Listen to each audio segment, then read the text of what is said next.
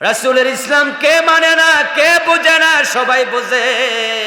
তাই নামাজে রাসূলকে মানে, কিন্তু সংসদে ঢুকলে রাসূলের কথা মনে থাকে না, কারণ জানে ওখানে কোরআন ঢুকলে নিজের স্বার্থ বাঁচে না, ওখানে স্বার্থের প্রশ্ন। কারণ কোরআন যদি মানা শুরু হয় সংসদে, তাহলে ডেফিনেটলি সুর ধরে যে আইন হবে সেটা কি জেল দেয়া হবে না হাত কাটার আইন হবে? কোরআনে কি আছে? জেল দাও না হাত কাটো? হাত কাটার আইন কি বাংলাদেশে হয়েছে? 53 বছরে এক সরকার তো দেশ চালায় নাই, অনেক সরকার চালাইছে। তো কোন সরকারি চোর ধরে হাত কাটার আইন কেন করলো না? বরং ব্রিটিশরা আইন করেছে চোর ধরে জেলে দাও। ডক্টর কামাল মিয়া এই আইন ঢুকাইছে, আর পরবর্তী 53 বছরে সবাই কয় যে এটাই বালা, এটাই বালা। কারণ কিন্তু আছে, কারণ হলো যদি হাত কাটা শুরু হয়ে যায় আর অনেক নেতা দেখবে নিজের হাতই থাকবে না, কারণ নেতাদের মাঝে অনেক চোর আছে যারা এই গত 15 বছরেও দেশের টাকা চুরি করে কানাডায় বেগম পাড়া বানাইছে। কত বড় বড় চোর! নেতৃত্ব বলছে উনার ফিয়ন কত কোটি টাকার মালিক? 400 কোটি। বাবা রে বাবা! আজকে পড়লাম একজনের নিউজ দিল, কতটুকু সত্য এখনো যাচাই করতে পারিনি। এস আলম গ্রুপ বাংলাদেশের ব্যাংকগুলো থেকে টাকা সরাইয়া নিছে 80,000 কোটি টাকা।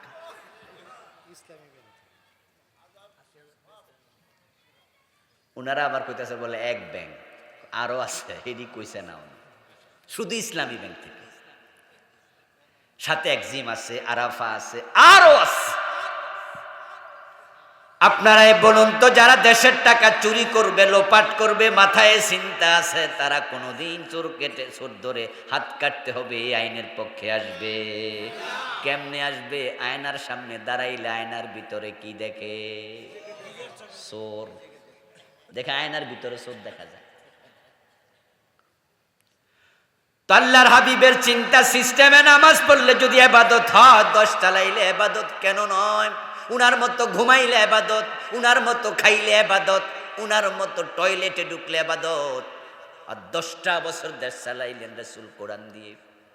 আবু বকর, ওমর, উসমান, আলী কাররামাল্লাহু ওয়াজহাহু, সাহাবায়ে কেরাম রাদিয়াল্লাহু তাআলা আনহুম 4 জন 30 বছর দেশ চালাইছে। হযরত ওমর তো অর্ধ পৃথিবী চালাইছে। অর্ধ পৃথিবী করেছো শাসন, ধুলার তখ্তে বসে, খেজুর পাতার প্রাসাদ তোমার বারে বারে গেছে খসে। আপনাদের কাছে আমার প্রশ্ন, ওমর যখন অর্ধ দুনিয়া চালালেন, মন মতো না কোরআন মতো? তা আমাদের কি হলো? আমাদের হলো কি? এই জন্য ইবাদত শুধু জীবনের কোন অংশে নয়, ইবাদত হবে পূর্ণ জীবনে। আল্লাহর বক্তব্য, আবুদ রাব্বাকা হাত্তা ইয়াতিয়াকাল ইয়াকিন। তোমার মৃত্যু আসা পর্যন্ত তোমার রবের ইবাদত করিতেই থাকো। তৃতীয় রুকুতে এত গুরুত্বপূর্ণ মেসেজ আল্লাহ তাআলা দিলেন। আমি যতটুকু বুঝেছি, যদি এই রুকুটা আমল করে, যে আমল করবে সে নিশ্চিত জান্নাতি হয়ে যাবে। এখানে ইসলামের প্রায় অনেকগুলো বিষয় এসে গেছে, এবং এই রুকুর মেসেজ আপনাকে পরিপূর্ণ মুসলিম বানিয়ে দেবে। কতটুকু সময় হেল্প করে জানি না, তবে আমরা শুরু করতে চাই। আল্লাহ শেষ পর্যন্ত শোনার তৌফিক দান করুন। আল্লাহ বলছেন, ওয়াকাদা রাব্বুকা আল্লা তা'বুদু ইল্লা ইয়্যাহু। ও প্রিয় নবী, আল্লাহ ফয়সালা করছেন, আপনার রব ফয়সালা করছেন। তিনি ঘোষণা দিচ্ছেন, তিনি বিধান আমাদের জন্য প্রণয়ন করছেন, তিনি নির্দেশনা দিচ্ছেন। নির্দেশনাগুলোর এক নাম্বার, আল্লাহ তা'বুদু ইল্লা ইয়াহু। তোমরা যারা আছো সব মানুষ শোনো, এক আল্লাহ ছাড়া তোমরা কারো ইবাদত করিও না। দুনিয়ার সব মানুষের জন্যই মেসেজ, কিন্তু দুনিয়ার অধিকাংশ মানুষ এই মেসেজ গ্রহণ করে নাই। যারা হিন্দু তারা দুর্গার বন্দেগী করে, লক্ষ্মীর পূজা করে, সরস্বতীর ইবাদত করে। যারা খ্রিস্টান তারা ঈসা আলাইহিস সালামকে খোদার বেটা বলে তার কাছে প্রার্থনা করে, যিশুর কাছে চায়, যিশুর সন্তুষ্টির জন্য কাজ করে। যারা বৌদ্ধ তারা গৌতম বুদ্ধের পূজা করে, গৌতম বুদ্ধকে খুশি করার জন্য কাজ করছে। গৌতম বুদ্ধের রবের কথা ভুলে গেছে। খ্রিস্টানরা যিশুকে খুশি করতে কাজ করে, যিশুর রবের কথা ভুলে গেছে। হিন্দুরা তাদের লক্ষ লক্ষ দেবতা বানাইছে, তাদের খোদার সংখ্যা নাকি 33 কোটি। মূল খোদা মূল রবকে ভুলে গেছে। আল্লাহ শুকরিয়া, আমরা নবী মুহাম্মাদের ইবাদত করি না। আমরা নবী মুহাম্মাদের সন্তুষ্টি কামনাও করি না। আমরা নবী মুহাম্মাদের রবের সন্তুষ্টি কামনা করি। আমরা নবী মুহাম্মদকে অনুসরণ করি, তাকে মেনে চলি। কিন্তু আমরা বলি ইন্না সলাতি ওয়া নুসুকি ওয়া মাহইয়ায়া ওয়া মামাতি লিল্লাহ। নিশ্চয় আমাদের নামাজ, আমাদের স্যাক্রিফাইস, আমাদের জীবন, আমাদের মরণ সব কিছু কার জন্য? সব কিছু কার জন্য নিবেদিত? নবী মুহাম্মাদের রেজামন্দি আমরা তালাশ করি না, কারণ নবী আমাদেরকে বলে নাই তোমরা আমার সন্তুষ্টির জন্য ইবাদত করো। বরং আমাদের প্রিয় নবী মুহাম্মদ সাল্লাল্লাহু আলাইহি ওয়াসাল্লাম আমাদেরকে আল্লাহর সন্তুষ্টি অর্জন করতে বলেছেন, শিখিয়েছেন। ঠিক নয় কি? ওয়াকাদা রাব্বুকা আল্লা তা'বুদু ইল্লা ইয়াহু। প্রথম মেসেজ, এক আল্লাহ ছাড়া কারো ইবাদত করা যাবে না। এই মেসেজ যারা গ্রহণ করবে শুধু তারাই হবে জান্নাতি। হাসরের ময়দানে আল্লাহ মানুষকে যখন জান্নাত দেবেন, জান্নাত দেওয়ার আগে তিনি বলবেন ফাদখুলি ফি ইবাদি, তারপরে বলবেন ওয়াদখুলি জান্নাতি। আগে বলবেন আমার বান্দা, আমার ইবাদতকারী কারা, তারা লাইনে দাঁড়াও। হাসরের ময়দানে তোমরা যারা আছো আমার বান্দাদের কাতারে ঢোকো। যারা শুধু আল্লাহর বান্দা, আল্লাহর গোলাম, সেদিন তারাই শুধু দাঁড়াবে। অন্যরা দাঁড়াতে চাইলেও সে লাইনে দাঁড়াতে দেয়া হবে না, চাইলেও দাঁড়াতে পারবে না। যারা শুধু আল্লাহর ইবাদত করবে তারাই সেখানে দাঁড়াবে, আর যারা দাঁড়াতে পারবে এবার ওয়াদখুলি জান্নাতি, আল্লাহ বলবেন তোমরা এবার আমার জান্নাতে ঢোকো। আল্লাহর জান্নাতে যেতে হলে ইবাদত করতে হবে কার? শুধু আল্লাহর, শুধু আল্লাহর। আল্লাহর ইবাদত করবেন, আবার মাজারে যাইয়াও সেজদা দেবেন, তাইলে ফিরের ইবাদত হয়ে গেল। দুজনের ইবাদত যে করবে সেই হলো মুশরিক। যে শুধু আল্লাহর ইবাদত করবে সেই হলো মুমিন। যারা লাত মানাত উজ্জার ইবাদত করত, নম করত, কাবার ভিতরে বাহিরে 360 মূর্তি স্থাপন করছে, তার কাছে গিয়ে মাথা নত করেছে, ওরা কিন্তু আল্লাহর ইবাদত ছাড়ে নাই, তারা আল্লাহর ইবাদত করত, কিন্তু তারা মুশরিক কেন? কারণ তারা শুধু আল্লাহর ইবাদত করে নাই, আল্লাহর সাথে অন্যকেও শামিল করেছে।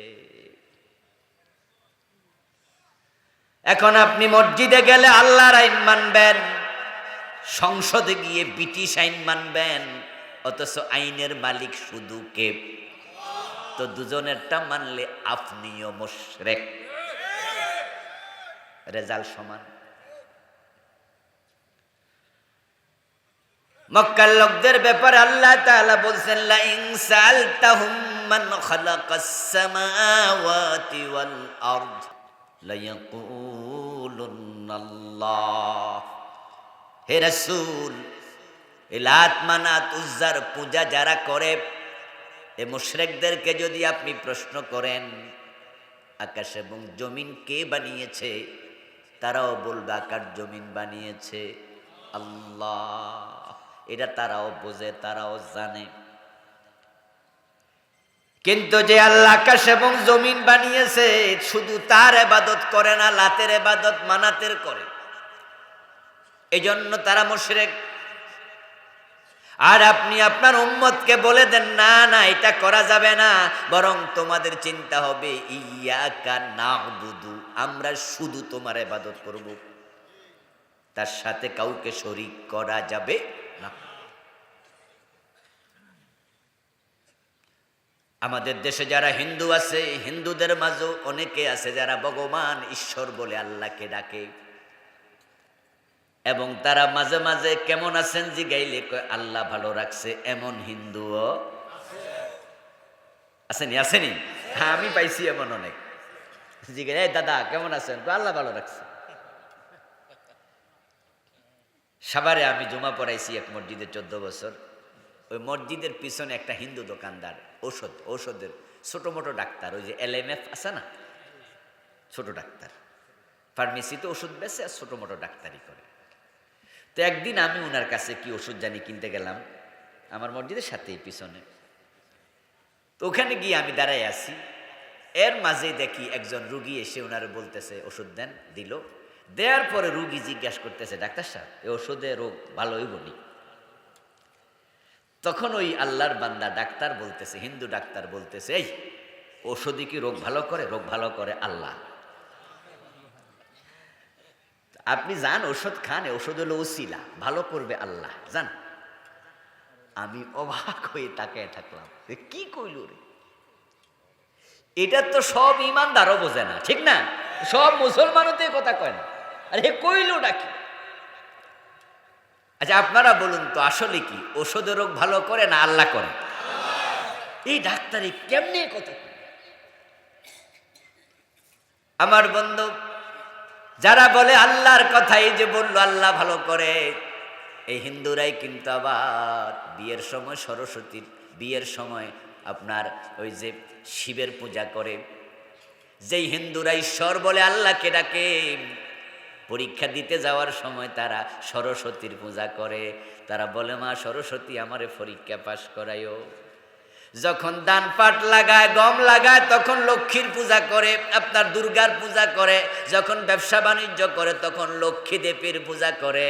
তাই হিন্দুদেরকে দেখবেন দোকানে সন্ধ্যাবেলায় ধূপ জ্বালায়, এবং তাদের দোকানে তারা লক্ষ্মী দেবীর মূর্তি রাখে। তাদের ধারণা হলো ঈশ্বর তো আছে, তিনি আসমানে থাকে, উনি হলো মূল খোদা। উনি উনার ডিপার্টমেন্ট বিভিন্ন জনরে ভাগ করে দিয়ে দিছে। যেমন আমাদের প্রধানমন্ত্রী, উনি হলেন দেশের প্রধান, কিন্তু আবার রাষ্ট্র চালানোর জন্য তিনি শিক্ষামন্ত্রী রাখছে, অর্থমন্ত্রী রাখছে, কৃষিমন্ত্রী রাখছে। অনুরূপভাবে ওদের ধারণা আল্লাহ হলো মূল, তবে আল্লাহ আবার এগুলো ভাগ করে দিছে। যেমন শিক্ষা বিভাগ সরস্বতীর দিয়ে দিছে, নওয়াজুবিল্লাহ পড়েন। এজন্য তারা বিদ্যা চায় কার কাছে? কথা বলেন না কেন? হ্যাঁ, বিবাহ শাদীর দায়িত্ব দিছে শিবকে। এই জন্য যাদের বিয়ে হয় না তারা শিবলিঙ্গের পূজা করে, করেনি? নাম শুনছেন নি? শিবের পূজা করে, মোটা করে বানায় রাখে। যখন লেখাপড়া করতে যায় তখন সরস্বতীর পূজা করে তার কাছে চেয়ে যায়, যখন ধান পাট গম চাষাবাদ করতে যায় তখন কয় যে দুর্গা দেবী।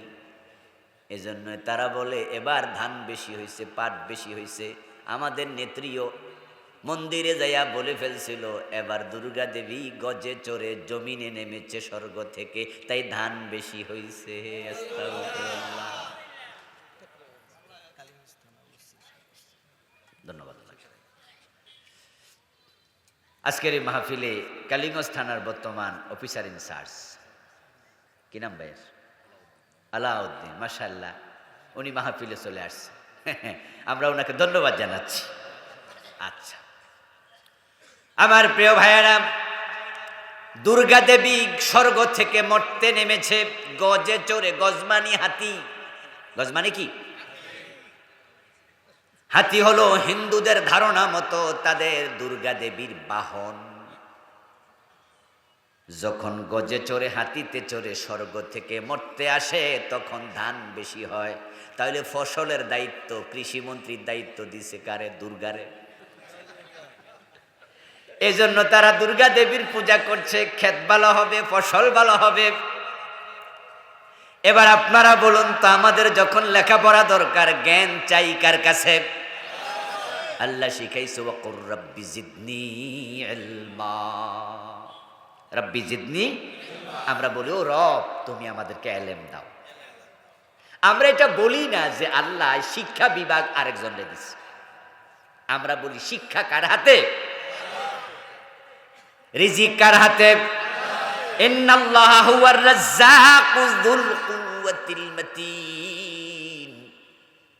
আমরা বিশ্বাস করি আল্লাহই একমাত্র রিজিক দাতা। আমরা মনে করি না আল্লাহ রিজিক আরেকজনের হাতে দিচ্ছে। যখন আমাদের সন্তানদের বিয়ে হয় না, আমরা দোয়া করি কার কাছে? বিপদে পড়লে বিপদ থেকে বাঁচার জন্য প্রার্থনা করি কার কাছে? সবকিছু এক আল্লাহর হাতে। আল্লাহ ছাড়া কারো কাছে চাওয়ার কোনো অনুমতিও নাই। কিন্তু এরপরও কিছু মুসলমানের সন্তান বিভ্রান্ত, যারা জান্নাত থেকে বঞ্চিত হবে। সন্তান যদি না হয় তাহলে আমরা আল্লাহর কাছে চাইব, কারণ সন্তান দেয়ার মালিক শুধু কে? আল্লাহ।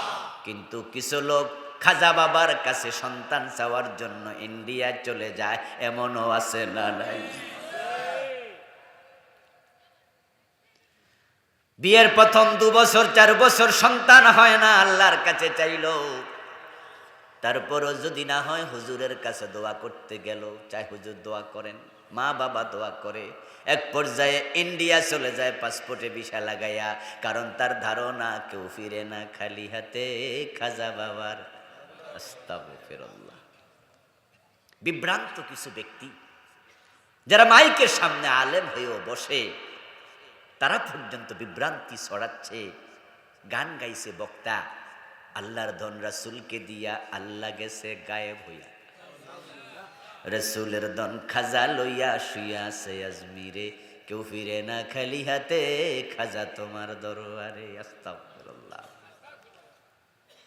ওয়াকাদা রাব্বুকা আল্লা তা'বুদু ইল্লা ইয়্যা।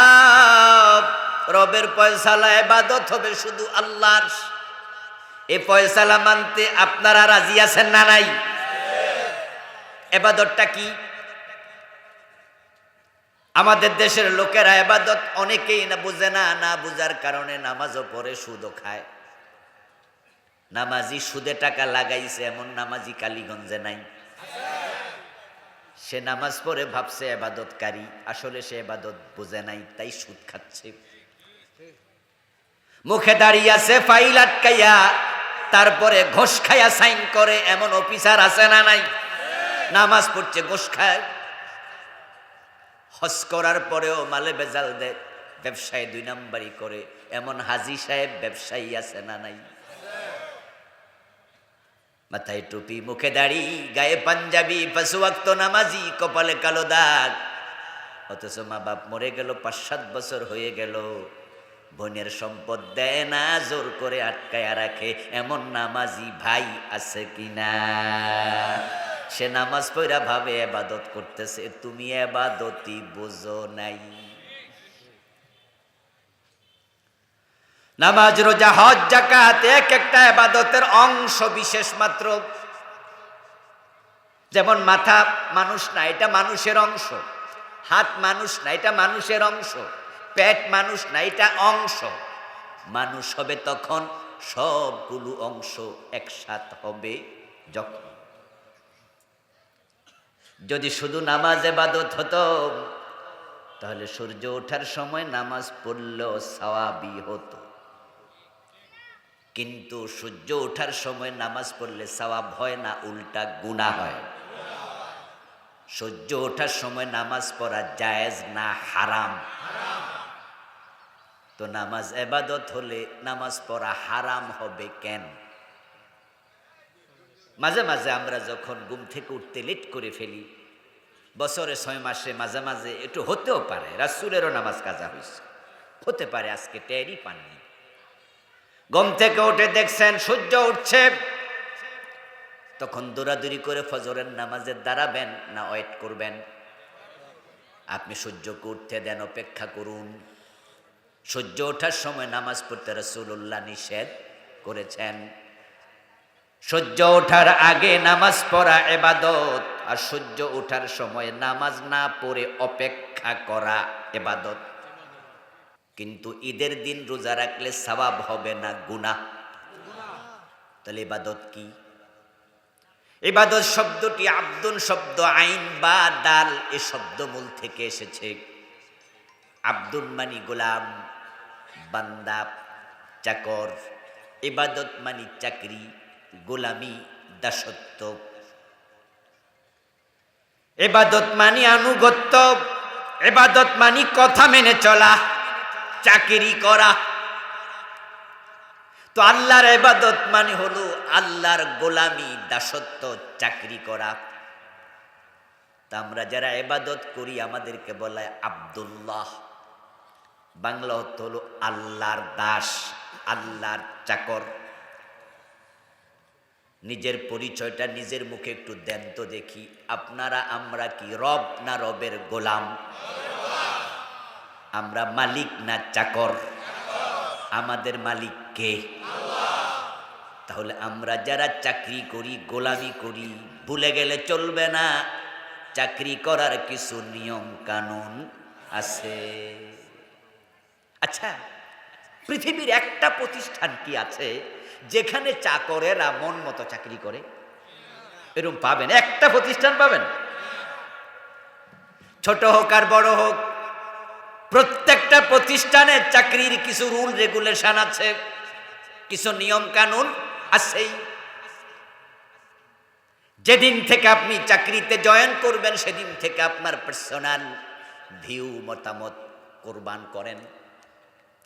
আপনি যারও দিনে চাকরি করেন তারটা মেনে নেয়ার মতো মন মানসিকতা তৈরি করেন, আর না হয় চাকরিতে জয়েন করবেন না। উল্টা পাল্টা চললে চাকরিটা বেশি দিন থাকবে না। এই যে আমাদের ওসি সাহেব আজকে আসছে, ওনারা পুলিশে চাকরি করে। যেদিন জয়েন করছে সেদিন থেকে মাথার চুল নিজের মন মতো কাটার সুযোগ আর নাই।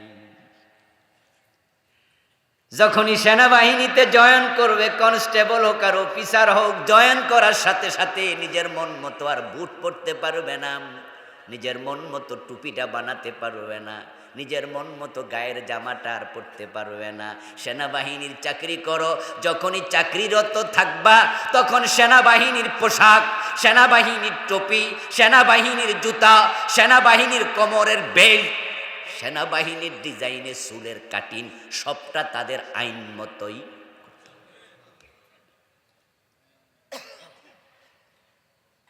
আপনি স্কুলে যান, মাদ্রাসায় যান, যেখানে যান, প্রত্যেকটা প্রতিষ্ঠানেরই কিছু আইন আছে। কোথায় নাই? গার্মেন্টস আইন নাই? আমি ওই জায়গায় চাকরি করি, সরকারি মাদ্রাসায় পড়াই। আচ্ছা, আমি কি আমার মন মতো ঢুকবো, মন মতো বাইরে যাবো এরকম? সেখানে প্রিন্সিপাল আছে না? আমার কি ক্লাস রুটিন আছে না? কোথায় নাই নিয়ম? এবার যদি আল্লাহর গোলামি করেন, আল্লাহর চাকর আপনি হন, আল্লাহর জান্নাত চান, আল্লাহর কিছু আইন আছে না নাই? ওই আইন না মানলে আল্লাহর গোলাম হবেন কেমনে?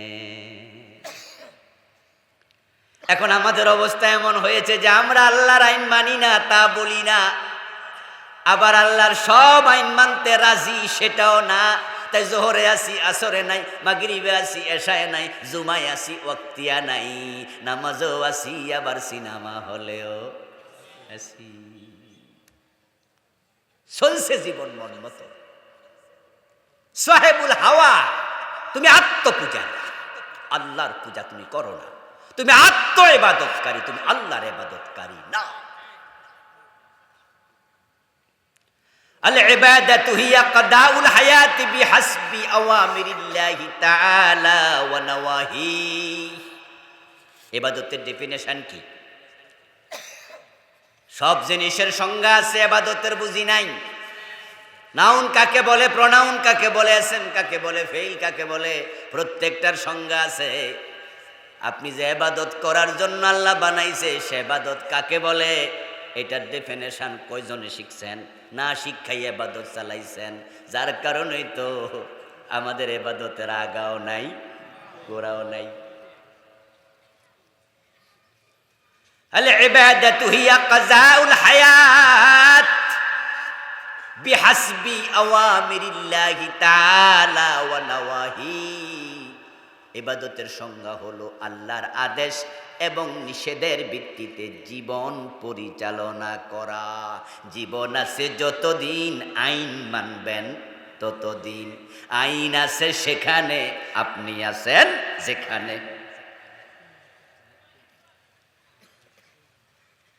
অদস্ত আইন মানার যে দিন, যে বিধান, যে ধর্ম, তার নাম হলো ইসলাম। এখন ইসলাম হচ্ছে পরিপূর্ণ জীবন বিধান। টয়লেটে যাওয়া থেকে রাষ্ট্র পরিচালনা করা, পাকঘর থেকে সংসদে যাওয়া, চুল কাটা থেকে মঙ্গল গ্রহে যাওয়া, জীবনের বটম থেকে টপ, এভরি হোয়ার এভরি মোমেন্ট আপনি ইসলামের বিধানের বাহিরে যাওয়ার কোনো সুযোগ আপনার নাই। এই জন্য একজন ব্যক্তি যদি আল্লাহর অর্ডার, রাসূলের অর্ডার মতো ঘুমাতে যায়, তার ঘুমটাও ইবাদত হিসাবে আল্লাহ কবুল করে।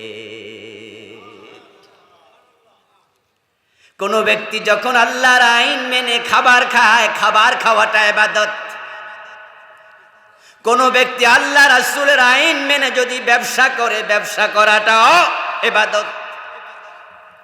রাসূলুল্লাহর সিস্টেম ফলো করে, ক্রাইটেরিয়া ফলো করে যদি টয়লেটে ঢোকে, টয়লেট থেকে বের হয়, টয়লেটে যে 5 মিনিট গেল, 10 মিনিট গেল, এটাও হয়ে যাবে ইবাদত।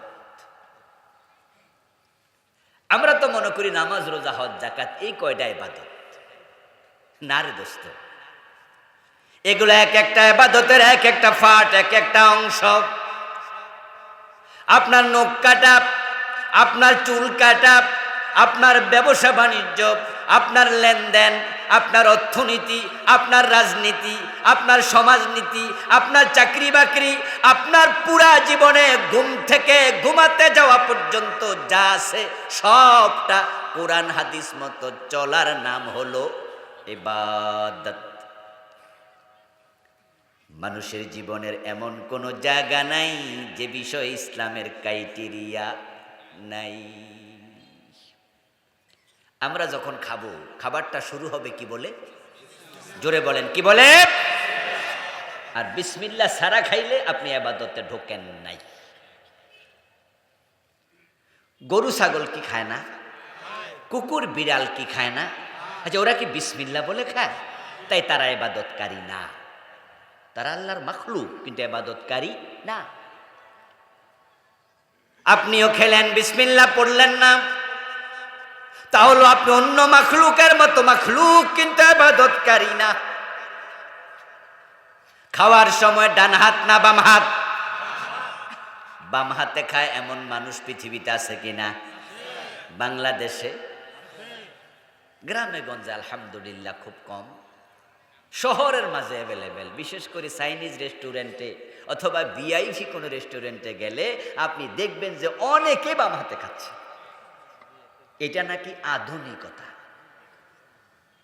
ডান হাতে বিড়ি টানে, বাম হাতে চা খায়। ও প্রিয় ভাইরা, রাসূলুল্লাহ সাল্লাল্লাহু আলাইহি ওয়াসাল্লাম বলছেন, লা তাকুলু বিশিমালিকুম, তোমরা বাম হাতে খেও না। ফাইন্না শায়তানা ইয়াকুলু বিশিমালিহি, নিশ্চয় শয়তান তার বাম হাতে খায়। যারা বাম হাতে খায় তারা আধুনিক হলো না শয়তান হলো। আপনি ডান হাতে খাবেন, বিসমিল্লাহ বলে খাবেন, চেটে পুটে খাবেন, হালাল খাবার খাবেন, আঙ্গুলটা চেটে খাবেন, খাবার নষ্ট করবেন না, সুন্দর করে শেষ করে এবার আলহামদুলিল্লাহ বলবেন। টোটাল খাবার প্রতি লোকমা দান করলে যত সওয়াব হতো, আল্লাহ প্রতি লোকমা তো ওই সওয়াব লিখে দিতে থাকবেন। হাত্তা তাজআলাল লুকমাতাল্লাতী ফি ইমরাতিকা।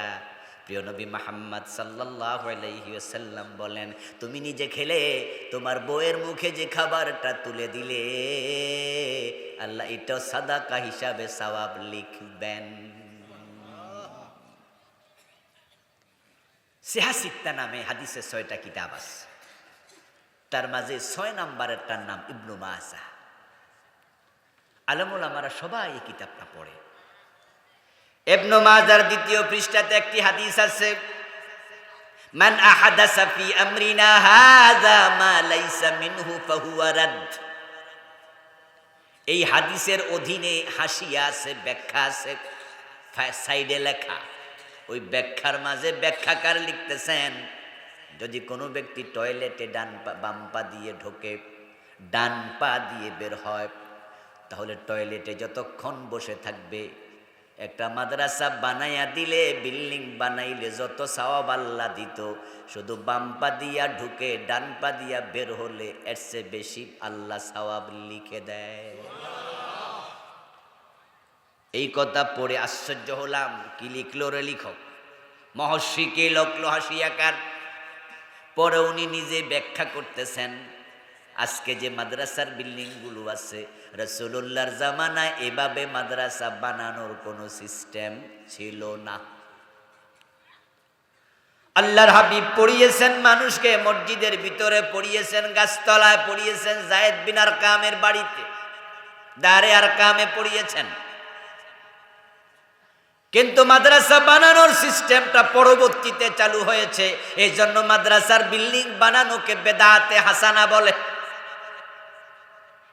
কিন্তু বাম্পা দিয়ে টয়লেটে ঢুকা এটা রাসূলের নিজের সুন্নত, এটা রাসূলের দেখানো ইবাদত। এই জন্য আল্লাহর কাছে বেদাতে হাসানার চেয়ে একটা সুন্নত ছোট হলেও তার দাম অনেক বেশি। আপনি বিসমিল্লাহ পড়ে আল্লাহুম্মা বিসমিকা আমুতু ওয়া আহইয়া পড়ে ডান কাতে ঘুমায়া যান। ঘুম থেকে ওঠার পর আলহামদুলিল্লাহিল্লাযী আহইয়ানা বাদা মা আমাতানা ওয়া ইলাইহিন নুশুর পড়ে আবার ঘুম থেকে জেগে দোয়া পড়েন। যতক্ষণ ঘুমায়া থাকলেন ততক্ষণ নফল নামাজ পড়লে যত সওয়াব হতো, আল্লাহ ইবাদতের সওয়াব লিখতে থাকবেন।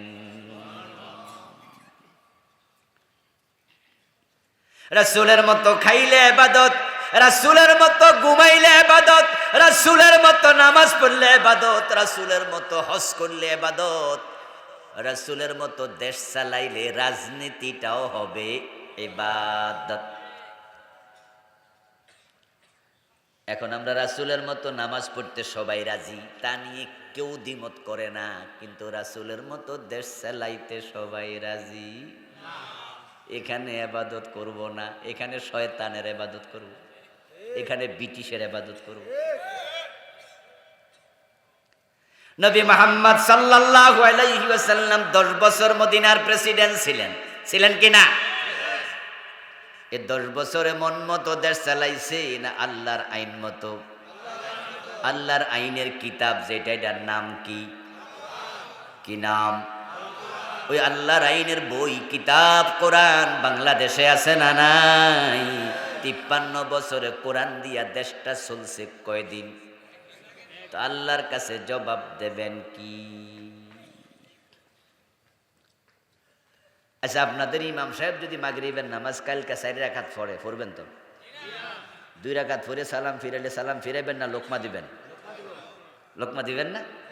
কারণ প্রিয় নবী মাগরিব পড়ছে 3 রাকাত, হুজুর পড়ছে 2 রাকাত, সালাম ফিরামু না লোকমা দিমু? 4 রাকাত পড়লো কমু, হুজুর এটা হইল কি? বেশি বললেন কেন? হুজুর যদি কয় যা ইচ্ছা পড়মু, বলবেন আপনার মতো ইমাম সরেন।